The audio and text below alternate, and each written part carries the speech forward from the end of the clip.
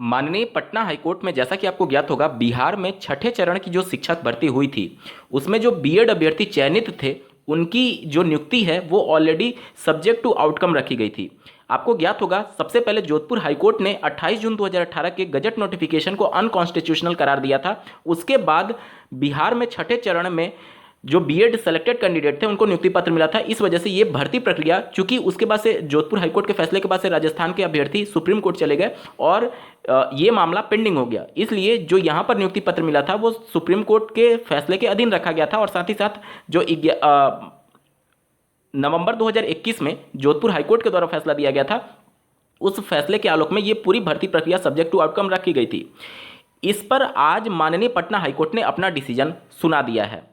यहाँ पर जब तक जजमेंट नहीं आ जाता तब तक मैं अपनी तरफ से कुछ नहीं बोलूँगा, लेकिन ऑनरेबल कोर्ट ने जो साफ शब्दों में वर्डिंग यूज किया है वो मैं बता रहा हूँ। उन्होंने साफ शब्दों में कहा है कि पिटीशन आर अलाउड, जितने भी रीट पिटीशन थे इस संबंध में वो अलाउ किए गए हैं। अब इसका मतलब क्या होता है? इसका मतलब ये होता है कि जो याचिका करता है उसमें जो प्रेयर किया जाता है, किसी भी केस को जब आप फाइल करेंगे तो उसमें कुछ प्रेयर होते हैं, तो उन प्रेयर को अलाउ किया गया है। प्रेयर क्या था? बीएड जो सिलेक्टेड कैंडिडेट है उनको प्राथमिक से बाहर करने के लिए, जो ऑलरेडी सिलेक्ट हो चुके हैं छठे चरण में। साथ ही साथ माननीय पटना हाईकोर्ट ने एक और वर्डिंग यूज की है, बीएड डिसक्वालिफाइड। इसका मतलब कि जो छठे चरण में चयनित बीएड अभ्यर्थी हैं वो डिसक्वालीफाई कर दिए गए हैं। हालांकि जब तक कि रिटन फॉर्म में जजमेंट नहीं आ जाता तब तक अपनी तरफ से कुछ भी टिप्पणी कर पाना बहुत मुश्किल है।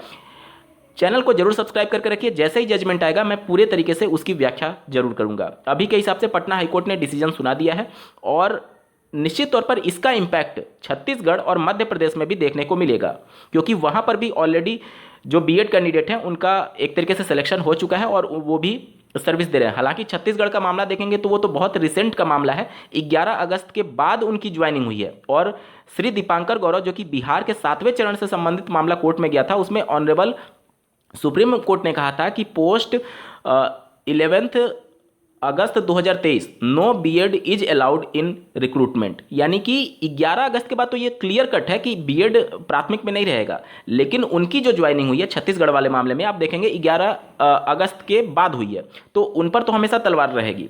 बाकी जो मध्य प्रदेश वाला मामला है वहां पर आप लोग देखे होंगे कि जो रिव्यू पिटीशन फाइल किया गया है पश्चिम बंगाल से श्री अर्नब घोष जी के द्वारा, उनके रिव्यू पिटीशन के फैसले का वेट किया जा रहा है और मध्य प्रदेश हाईकोर्ट ने इस मामले को जनवरी 2024 में लिस्ट कर दिया है।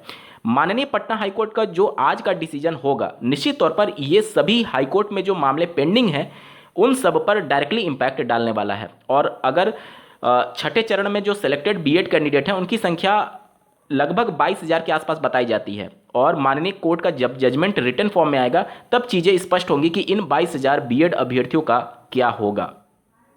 साथ ही साथ इन बीएड अभ्यर्थियों के पास एक और विकल्प रहेगा माननीय सुप्रीम कोर्ट का दरवाजा खटखटाने के लिए, क्योंकि 2 साल से इनकी नौकरी है और 2 साल से ये सर्विस कर रहे हैं, इनका भी अधिकार क्षेत्र जनरेट हुआ है। लेकिन उस पर सबसे महत्वपूर्ण बात यह है कि ये पूरी भर्ती ही सब्जेक्ट टू आउटकम रखी गई थी, यानी कि जो फलाफल होगा माननीय सुप्रीम कोर्ट के आदेश का उसी को लागू किया जाएगा। इस वजह से यहां पर चीजें पहले से क्लियर कट थी कि सुप्रीम कोर्ट का जो आदेश होगा वो छठे चरण पर भी लागू होगा। वही डिसीजन आज माननीय पटना हाईकोर्ट ने दिया है। जब तक कि रिटन फॉर्म में कुछ लिख करके नहीं आता अपनी तरफ से टिप्पणी कर पाना मुश्किल है।